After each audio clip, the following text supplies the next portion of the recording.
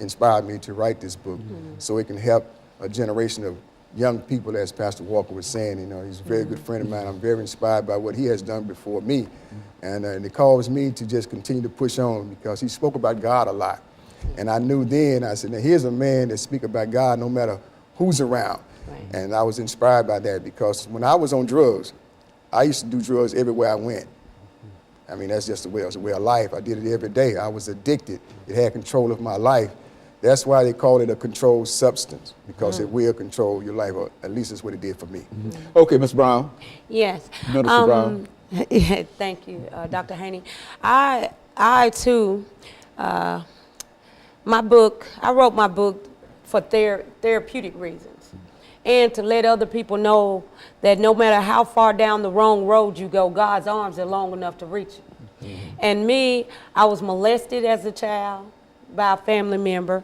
Then I married at a young age, 16 years old, and married to try to get out of the house, and happened to marry a pedophile, and he impregnates my 13-year-old babysitter, and the baby born on my birthday, and so I was too young to deal with any of that.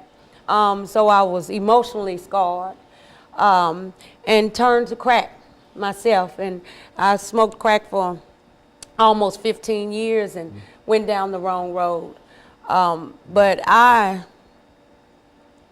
it's amazing that no matter how far down the wrong road you go, God will still have his hand on you. I knew at a young age that I was supposed to be one of God's preachers. But I couldn't figure out when I would get high at the crack house, I would sing His Eyes on the Sparrow, or I'm Still Holding On, and would scare people because I like to read the Bible when I was high, that sort of thing. But I didn't know that God was just instilling some things in me to take with me once he delivered me. So even in writing the book, you know, I got cut off from my family. A lot of my family members didn't like the book for whatever various reasons. But the thing about it is, God taught me a long time ago that we all go to some kind of prison. The enemy comes to steal, kill, and destroy. And he do that by setting up all kinds of prisons for you. Emotional prisons, financial prison, relational prison. You know, getting unhealthy relationships. And of course, a financial prison, living from paycheck to paycheck or no paycheck at all. But what God taught me was, no matter what type of prison the enemy set up for you, the key to any prison is your praise. So my book is set out to show somebody else that you can be molested. You can be married to the pedophile.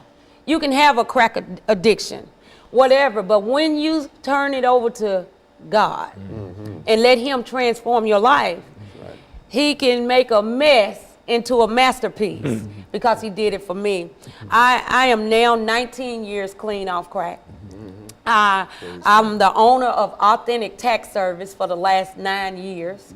And as well as I've been the paralegal for the same district attorney that sent me to prison on and off for the last 12 or 13 years. So, you know, God can turn a thing around. And you've got a story. And I certainly appreciate the three of you with that. And so what we're going to do, we're going to take this second commercial break, and then we'll come back and we'll have Pastor Walker to make some statements, and we'll go back and use this last 10 minutes to talk about things that you think that might help our audience to overcome whatever problems that they might have. And I think that what you're doing is exactly what we're trying to do here. And we'll be back with our audience following this very, very short commercial break.